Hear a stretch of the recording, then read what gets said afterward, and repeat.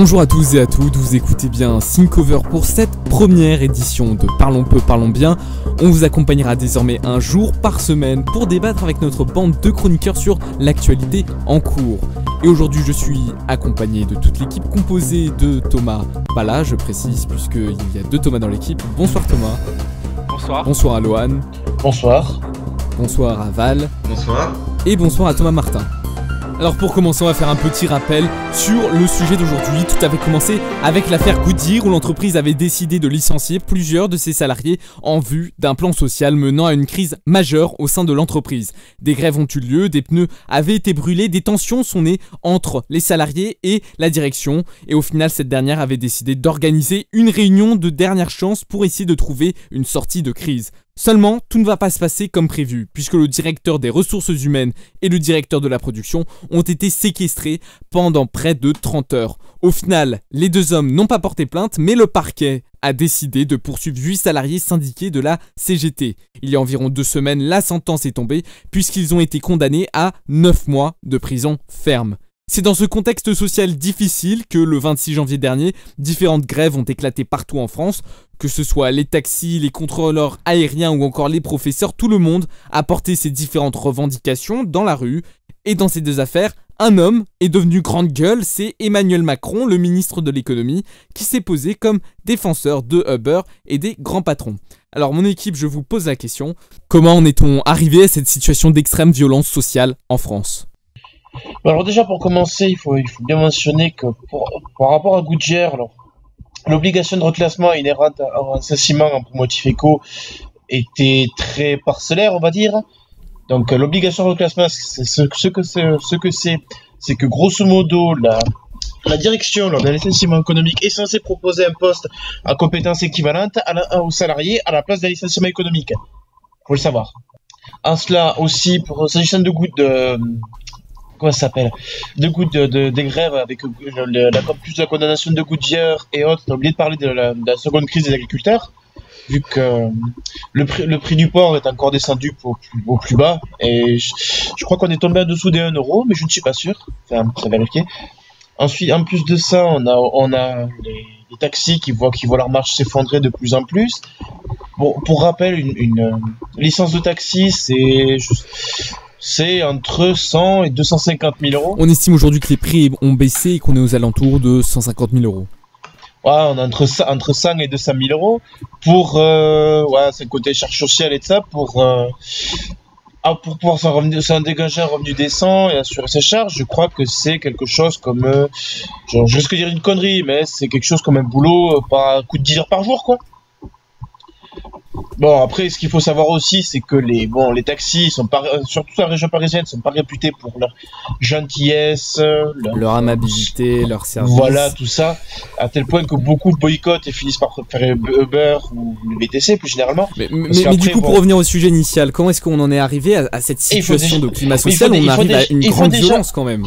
Il faut déjà remettre les choses à l'état. Parce que ce qui se passe surtout aujourd'hui, c'est qu'on a 10,5% de chômeurs, voire même plus, je crois qu'on a 11% quasiment.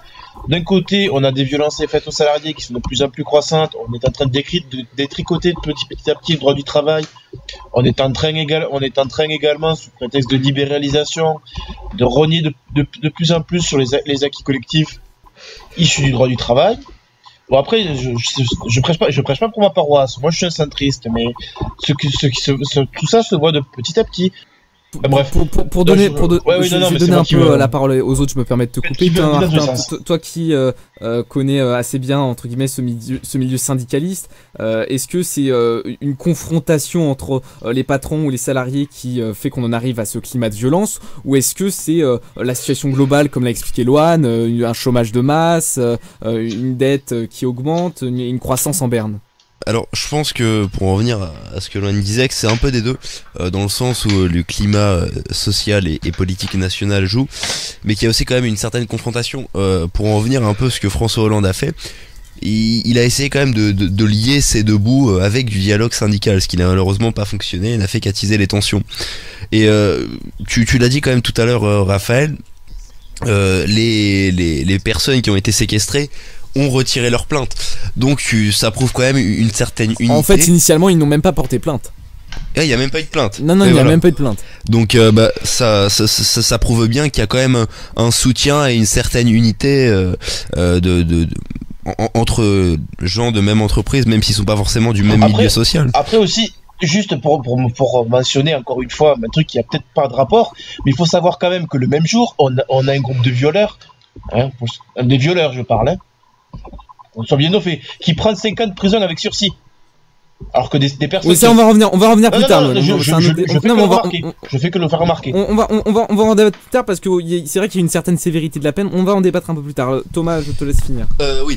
Donc, la fracture syndicale existe quand même, sachant qu'en plus le syndicalisme en France ces dernières années est quand même un peu mort et ne représente plus grand chose. Donc les gens sont déconnectés de ces luttes et ne les comprennent aussi pas forcément. Donc moi j'apporte bien évidemment mon total soutien à ces gens-là qui ne se sont pas du tout fait respecter, parce que cette condamnation c'est un choix politique et que je ne comprends pas forcément de la part d'un gouvernement qui se dit de gauche. Donc voilà, je laisse la parole à celui qui veut la prendre. Val, est-ce que on n'en arrive pas quand même à une situation où quelque part on a à la fois un État qui essaye de gérer une situation sociale difficile, qui se fait en même temps régulateur de l'économie par la loi, mais qui n'arrive plus à avoir ce rôle de dialogue social au sein des entreprises? Alors, je dirais pas qu'il n'arrive plus, je dirais qu'il n'essaye plus d'avoir ce dialogue social. Et même, je dirais qu'il n'y a plus de volonté de dialogue social. Il essaye un peu de l'avoir, par exemple, avec les taxis, on a vu qu'il y a eu la loi Thévenoud, ils ont été reçus par le Premier ministre et le ministre de l'Intérieur. Ce qu'il faut savoir avec la loi Thévenoud, c'est qu'elle n'est pas... Ce que je veux dire, on va reprendre... La loi Thévenoud, c'est un porte-à-faux.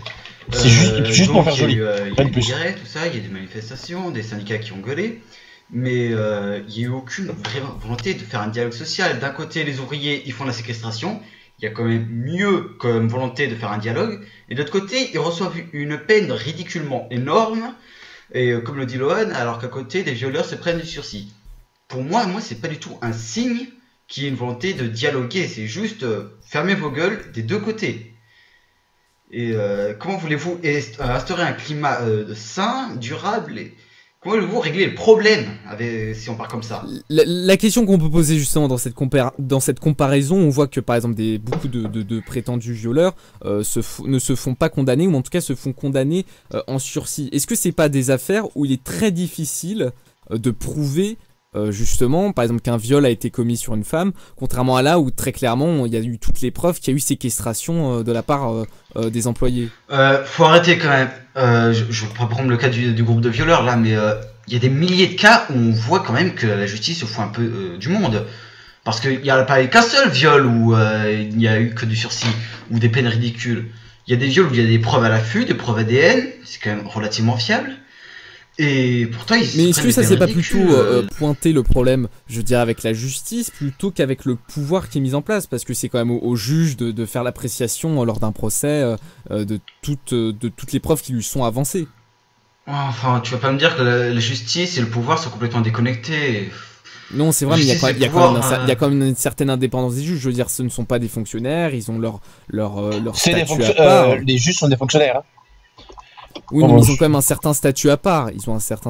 C'est pas des fonctionnaires entre guillemets lambda. Non, c'est des fonctionnaires. Oui, mais quand même, théoriquement, oui, ils sont indépendants, mais en vérité, on sait très bien qu'il y a toujours des pressions d'un côté, il y a une volonté de bien se faire voir et tout ça, quoi. Alors, quand je vois que des syndicalistes, même si j'approuve pas du tout leur acte de séquestration, se prennent 9 mois de prison ferme. Excuse-moi, mais... Après, on va peut-être attendre aussi l'appel, parce qu'il y a un appel qui va... Ouais, enfin, ce serait il y a un appel, évidemment. Faut pas attendre grand-chose. Faut pas attendre comme ça leur peine tranquillement. Et encore, d'ailleurs. Et du coup, pour revenir, par exemple, sur la situation avec les syndicats qui ont essayé de sauver leur emploi, ou alors avec les taxis, est-ce que on est dans une situation, comme je le disais au départ, de lutte sociale, ou est-ce que plutôt, on est dans une situation où on a des corporatismes extrêmement marqués en France? Les deux, en fait, quand on regarde. Ce qui se passe aujourd'hui, je coupe la parole et bref, désolé. Mais ce qui se passe aujourd'hui, c'est que c'est très marquant quand on observe un peu ce qui se passe avec les défenseurs des droits. Les défenseurs des droits, ce sont des syndiqués qui s'occupent des gens au prud'homme, à la place d'avocats. Et ce qui se passe aujourd'hui, c'est qu'on en a de plus en plus. énormément de gens vont voir les défenseurs des droits. Je dirais pas que c'est un marqueur, mais grosso modo, ce qui se passe, c'est qu'on a de plus en plus de gens qui se battent pour leur emploi. Parce qu'aujourd'hui, contrairement aux 20 dernières années, si votre emploi se termine, enfin, votre contrat de travail se termine parce qu'il y a un motif de licenciement, une rupture éco, une cause éco et tout ce qui s'ensuit, vous n'aurez pas de boulot dans les jours qui suivent. Or, c'était le cas auparavant. Donc c'est bien un problème de création d'entreprise. Bah voilà, c'est ici, parce que c'est vrai qu'en soi, c'est même pas une histoire de création c'est même pas une création d'entreprise, c'est tout simplement une crise de l'activité. Non mais le drame, c'est qu'il n'y ait pas d'emploi derrière. Oui, voilà. Le drame, c'est qu'il n'y ait pas d'emploi derrière, parce que qu'il soit viré en soi, ça n'est pas grave. C'est 30 ans de chômage de masse. Pas d'emploi derrière. C'est 30 ans c'est 40 ans de chômage de masse. Faut voir l'état des zones sinistrées par les délocalisations, fermeture d'usines, tout ce qui s'ensuit. À mon avis, on est à moins je vais ne pas y aller avec le plat de pierre. On est à 2 doigts pas de guerre civile, mais de troubles, de situations quasiment explosives. En tout cas, une hausse de la violence. On l'a bien vu avec les taxis, avec suffit de voir ce qui s'est passé sur Calais. Quand on a un néo-nazi qui, entre guillemets, qui cherche d'empêcher des migrants. Ouais, c'est un peu rapport, mais c'est juste pour vous montrer. Suffit de voir les réactions sur les réseaux sociaux. Il n'y a pas un seul mec qui a condamné. C'était hallucinant à voir. De même pour Goodyear. C'est explosif. C'est à croire qu'on va se manger des trous dans la gueule, mais Thomas, au niveau. Est-ce que tu penses que est-ce que tu es d'accord avec Lohan sur ce constat que cette montée de la violence, à la fois on a un corporatisme assez grandissant, peut-être avec l'exemple des taxis qui ne veulent pas laisser une marge pour les VTC, mais en même temps une situation de lutte sociale clairement marquée et difficile en France. Une situation de tension sociale, oui, on l'a, parce que d'ailleurs, comme l'a dit Lohan, on le remarque très bien, par exemple, avec les migrants à Calais ou avec Goodyear, et son exemple avec les réseaux sociaux et la réaction des gens sur les réseaux sociaux, même si effectivement ces personnes-là ne représentent pas l'ensemble des Français, est déjà très évocateur du climat que l'on peut avoir et de cette tension que l'on peut ressentir donc à travers les médias, à travers les réseaux sociaux ou directement sur le terrain, que ce soit donc à Calais ou même dans d'autres villes. Après, effectivement, pour reprendre l'exemple des taxis, effectivement, on a aussi un corporatisme qui est très très important, trop important même, et on remarque ça aussi avec l'incapacité, et moi je trouve que c'est vraiment l'incapacité de l'État à soit faire quelque chose, soit à totalement laisser faire, parce que là en ce moment on se retrouve avec un État qui dit oui il faut faire quelque chose, et en ce moment l'État c'est oui il faut réguler mais pas trop non plus, donc on se retrouve avec une situation où l'État se retrouve dans l'entre-deux. Le souci c'est qu'aujourd'hui l'entre-deux, que ce soit avec les migrants, dans la décision avec les migrants, ou que ce soit avec Goodyear ou les entreprises qui ont fait faillite, hein. Là c'est qu'on parle de Goodyear, mais malheureusement il n'y a pas que cette entreprise, ou alors avec les taxis, on se retrouve avec un État qui ne trouve plus sa place.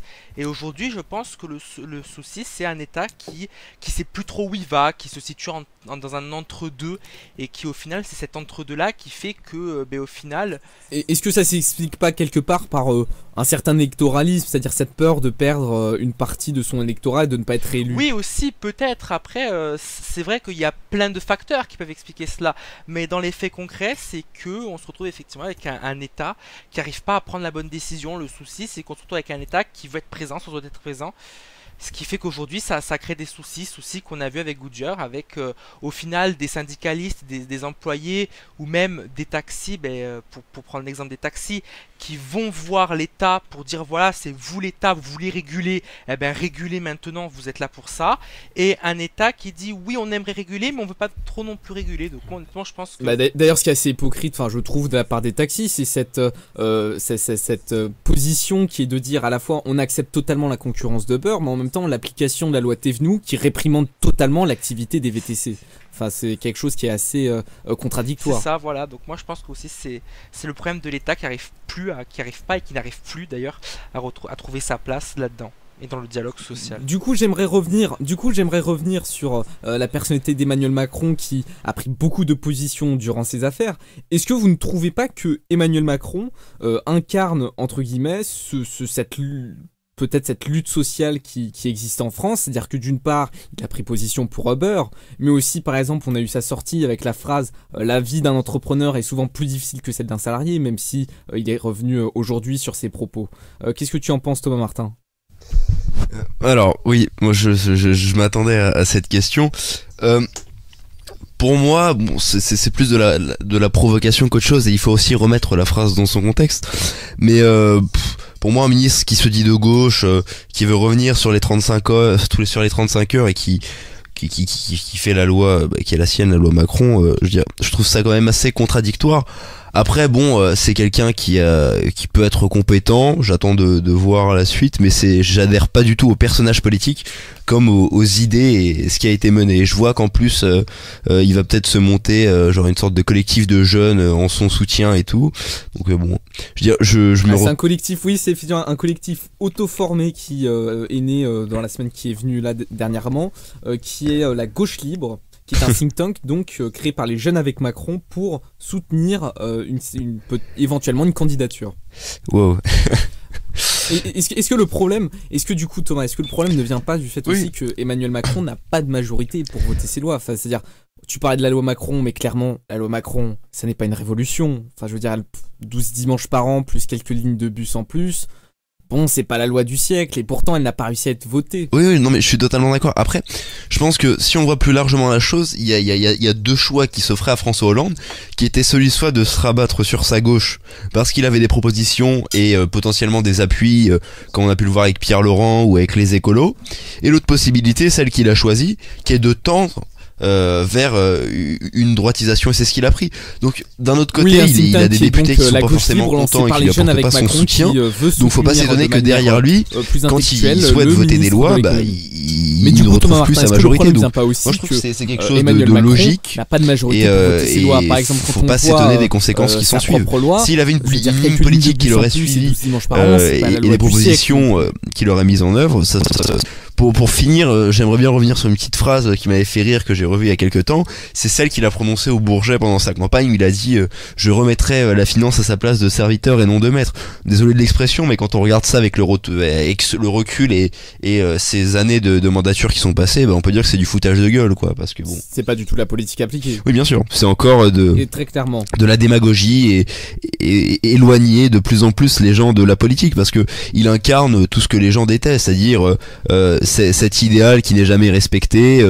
On fait des propositions pour attirer les voix des autres, mais on les met jamais en place. Donc bon, moi je dirais que j'ai un peu perdu foi en la gauche, mais bon, j'essaye d'espérer encore, mais c'est compliqué. Du coup, Val, qu'est-ce que tu penses de cette position qui est dont parlait Thomas Pala tout à l'heure, qui était de dire que le gouvernement est dans un entre-deux et qui peut-être est incarné par cette position de Macron, c'est-à-dire qu'on a eu un candidat, comme l'a dit Thomas Martin, un François Hollande qui était contre la finance, qui incarnait les valeurs de gauche, de protection des syndicats, des plus démunis, et à la fois un François Hollande qui n'applique pas une réelle politique en France. Enfin, par exemple, quand on voit son plan pour l'emploi, en quoi ça consiste ? Ça consiste à tout simplement dépenser 2 milliards pour payer 500 000 formations. Est-ce que tout ça fait une véritable politique pour la France ? Ah non, ça tout simplement un manque de programme. Ce qu'il faut savoir, c'est qu'en 2012, enfin, même avant 2012, carrément, on peut remonter jusqu'à 2011 ou autre.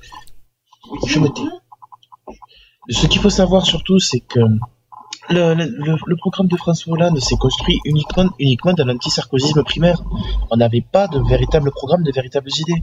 Ok, effectivement, on avait les quelques propositions, style mariage pour tous et tout ce qui s'ensuit, mais après le reste c'était du vent, tout simplement.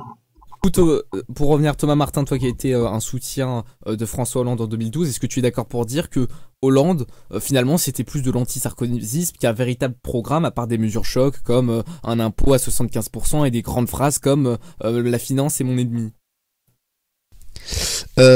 Non, alors je serais pas d'accord avec lui, dans le sens où il y avait quand même un projet politique et une conception de la politique plus en général. Il a tenté de faire des choses comme le pacte de responsabilité, qui est pour moi une bonne idée, qui a juste été mal appliquée, et plein de petites choses comme ça, et enfin, une aide qui supplémentaire font aux que entreprises, ça fait pas vraiment une politique. Je veux dire, il y a déjà 130 milliards d'aides aux entreprises, une de plus, une de moins, en sachant que c'est toujours les grandes entreprises qui les touchent. Est-ce que ça va vraiment aider l'économie à pouvoir s'en sortir? tu as très bien résumé la chose. Enfin, pour moi, le problème de cette idée, c'est son application et le fait que ça touche pas les PME. Et bon, pour en revenir au programme plus largement, non, c'est quelqu'un, franchement, qui avait vraiment toutes les cartes en main pour réussir. Toutes les régions de France sauf l'Alsace, une majorité à l'Assemblée, enfin bref, tout qui permettait de mettre en place son programme et ben non, mais alors il y a rien qui s'en est suivi, je pourrais. Alors toi, ton explication, ton point de vue, c'est pourquoi est-ce que François Hollande n'a pas eu le courage d'appliquer tout simplement ses idées? Qu'est-ce qu'il a fait? Est-ce qu'on en revient à la question? Est-ce que c'est un manque de moyens? Par exemple, le fait qu'on puisse pas augmenter les déficits et augmenter la dépense publique ad vitam aeternam? Trois choses. Le manque de moyens, je pense que voilà, bon, il est quand même présent. Un manque de courage politique aussi, parce qu'il faut le dire, hein, moi je m'en cache pas, pour moi il y a eu un courage politique qui équivaut à zéro, et aussi le fait qu'il se soit mal entouré. Et ça a commencé avec la nomination de Valls en tant que Premier ministre, et ça continue de jour en jour avec les divisions au sein du PS, au sein du gouvernement. Manuel Valls n'incarne pas une bonne partie du Parti Socialiste? Enfin, en tout cas, n'incarne pas l'électorat sur lequel a été élu François Hollande. Bien sûr, une partie du Parti Socialiste, de son électorat, et une partie de la gauche en général aussi, que Hollande était censé représenter, et qui se caractérise par pas mal de propositions, la reconnaissance de la Palestine, certaines choses, enfin, comme ça, qu'il avait proposé, qu'on retrouve plus du tout dans son programme politique actuel, et dans ce qu'il mène, et on le voit, moi je suis scandalisé quand on regarde l'état d'urgence, les dérives qui ont été engendrées par celui-ci, la proposition de déchéance de nationalité, la loi sur le renseignement, enfin, et j'en passe, que ce soit même la réforme des collèges, enfin, toutes ces choses-là qui massacrent la France telle qu'on peut la connaître et qu'on l'aime, moi ça me désole vraiment, je comprends ce désintérêt des gens vis-à-vis de la politique et le fait qu'on pense qu'ils soient tous pourris. Bon, c'est une phrase un peu simpliste, mais c'est un constat, et il y arrivera un moment où tout ça pètera, et ces gens-là devront assumer les conséquences de leurs actes, et les électeurs ne seront pas toujours là pour de nouveau leur faire confiance. Donc voilà. Moi, j'attends de voir ce que donnera la suite, ce que donnera 2017, la potentielle primaire à gauche, mais voilà, je suis dégoûté, tout simplement. Tu crois à cette primaire de gauche? Non, personnellement non. Pour moi, Hollande sera ça aussi, pour en revenir à ça, c'est un problème. Hollande a joué un très bon coup. Hollande a joué un très bon coup avec son plan pour l'emploi. On propose de financer 2 milliards d'euros pour créer 500 000 formations, ce qui fait que bien entendu, on va avoir une baisse de 500 000 chômeurs au niveau des calculs de Pôle emploi à la fin du mois de février, de mars, d'avril, etc. Ah oui, bien sûr, mais oui. Généralement, les formations pour l'emploi, oui. aboutissent à quelque chose. C'est du concret. Les formations AFPA, c'est pas n'importe quoi. C'est ça. Ça marche. Mais faut-il qu'elles soient financées. Mais surtout le problème aussi, enfin ça c'est un autre sujet, mais on peut en parler aussi. Pôle emploi, il y a 300 000 offres d'emploi à peu près selon les chiffres qui ne sont pas pourvues, et pourtant on a quasiment 6 millions de chômeurs. Enfin, il y a un vrai problème de fond avec le marché en France. C'est pas une histoire de marché, c'est une histoire de formation professionnelle, tout simplement. Faut voir que depuis des années, on a, enfin, comment dire, comment expliquer, alors il y a François Hollande, déjà il y a quelques mois, un ou 2 ans tout au plus, il a dit qu'il voulait que 60% de la tranche de 18-25 ans arrive à Bac+3. Et après c'est vraiment tout à fait franco-français. Il faut savoir qu'à chaque fois on dénigre, mais d'une façon incroyable, l'artisanat, et ça dès le collège et les plus petites classes, hein, et qu'on glorifie les études supérieures à outrance. Or, le plus gros souci en l'espèce, c'est que c'est bien beau de dénigrer tout ça, sauf qu'au final on arrive avec une pléthore de gens surqualifiés ou de gens pas formés du tout, et on oublie tout simplement les métiers de petites mains, entre guillemets. De petites mains, les métiers artisanaux, pour faire plus simple. Et c'est le grand drame. Hein. Moi, globalement, moi, ce qui ressort de toutes vos interventions, c'est que ce n'est pas tellement une lutte sociale qui est la cause de toutes ces violences, ce serait plutôt un problème, enfin on l'a déjà dit dans les grands médias, mais un problème de fond qui est intrinsèque à la France, du fait que ça fasse 40 ans qu'on est en chômage de masse, que la dette augmente, que la dépense publique augmente, que les impôts augmentent, enfin qu'on ait une situation qui se dégrade, plutôt qu'une sorte de lutte sociale entre peut-être salariés et patrons, comme certains politiques peuvent entendre. La lutte sociale existe et existera, je pense, toujours, parce qu'effectivement il y aura toujours une certaine lutte sociale entre patrons et salariés, mais effectivement en fonction des périodes cette lutte sociale est plus ou moins grande. Alors moi je rejoins Lohan pour dire qu'effectivement il y a un peu des deux. Alors certes aujourd'hui la lutte sociale est moindre, mais elle existe quand même, même si effectivement aujourd'hui c'est surtout un problème qui est intrinsèque à la France, avec un État qui n'arrive pas et qui n'arrive plus à trouver sa position par rapport à tous les soucis, que ce soit dans ses programmes, dans ses actions, etc. Avec bien évidemment le chômage, avec la situation économique que connaît la France. Ce qui ressort aussi de toutes vos interventions, c'est que l'État est à la fois bloqué par un corps électoral qu'il a élu, qu'il essaye de recharmer, mais dont il n'a pas les moyens de le faire, mais il est aussi bloqué par des corporatismes, des gens comme les taxis qui n'acceptent pas qu'aujourd'hui la société évolue, qu'on ait des sociétés de transport qui viennent peut-être remettre en cause leur monopole et leur action, et c'est peut-être là-dessus aussi qu'il faut chercher un nouveau débat. Non. Les taxis ne sont pas des coupables, ce sont des victimes de l'histoire. La victime principale ici, c'est pas le corporatisme, c'est l'étatisme de manière générale. Si on adopte on a quand même un certain corporatisme, parce que dès qu'on essaye de changer quelque chose, on a tout de suite des blocs de front, des boucliers qui viennent dire ah mais non, moi j'ai ma situation de, entre guillemets, hein, c'est très caricatural, mais entre guillemets de privilégié, dans le sens où il y a un monopole, et dès qu'on vient le remettre en cause, ah non, parce que sinon mes emplois vont être détruits, c'est tout de suite la concurrence acharnée. C'est pas le problème de fond de l'histoire. La lame de fond dans l'histoire, c'est la défaillance de l'État. C'est comment dire, à la fin des années 50, on voyait des années 60 plus exactement, on voyait la faillite de l'interventionnisme d'État. Ben là, c'est le même principe. C'est la seconde phase, si j'ose dire. En France, en tout cas, parce que regardons le cas des agriculteurs. On a mis en place la PAC, par exemple, avec des prix planchers, des systèmes formidables. Et aujourd'hui, 40 ans plus tard, on s'aperçoit que nos agriculteurs sont, pour la plupart, produits en perte. On arrive au suicide. J'ai l'impression que du coup, avec cet exemple des agriculteurs, j'ai l'impression que ça n'est pas que inhérent à la France cette histoire. On prend deux voies, c'est-à-dire qu'à la fois l'Europe, par exemple sur l'exemple de la PAC, à la fois on protège les agriculteurs avec une politique où on subventionne énormément, et puis à la fois on ne libère pas les règles du marché. Mais c'est même pas qu'on les force ou pas, c'est que sans ça ils ne peuvent pas sortir. Si vous prenez un exemple tout con, le porc. Le porc, sans les aides de la PAC, le mec il n'arrive même pas à rentrer dans ses frais face aux productions des autres pays. Ok, mais admettons même si le mec il produit de l'hyper haut de gamme, un gars qui a 15 hectares qui produit du porc, il ne pourra rien faire.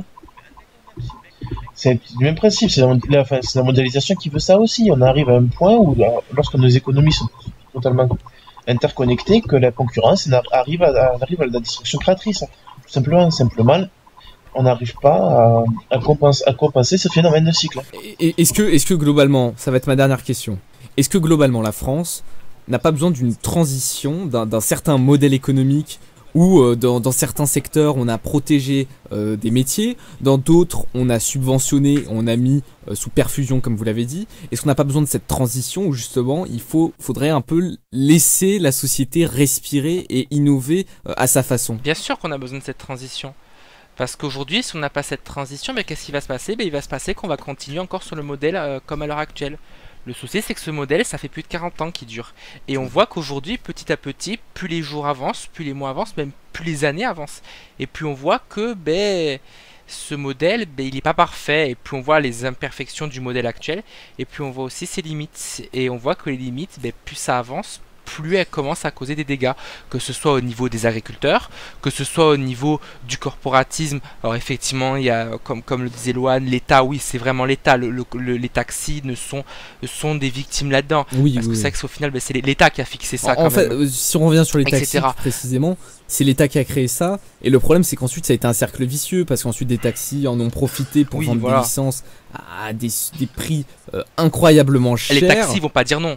On leur offre ça, les taxis vont prendre ça, ils vont pas dire non. Est-ce que la France n'a finalement pas besoin juste de prendre une énorme transition dans ce modèle économique et dans sa façon de gérer les affaires sociales au niveau de l'État. Qui va devenir et qui va atteindre un point extrême, comme le disait Loan. Je trouve qu'il y a deux choses auxquelles on pourrait répondre. Déjà, la première, c'est que on a accordé avec le temps des avantages à certains corps de métier, comme les avocats, les notaires, les taxis, comme tu le dis, qui par la suite créent des problèmes comme là. Donc la nécessité de faire évoluer notre système est présente. Et ça n'a rien à voir, ce sont des métiers juridiques. Oui, bien sûr, mais comparons pas les taxis et les notaires et avocats. C'est pas du tout le même problème. Oui, mais c'était dans l'idée, c'était pour la comparaison. T'as compris. Mais c'est dans l'idée qu'on a et donc, oui, donc là c'était nécessaire. Bref. La deuxième chose, c'est que oui, on a un modèle social et économique qui n'existe pas. Enfin, c'est-à-dire qu'il y a du vent.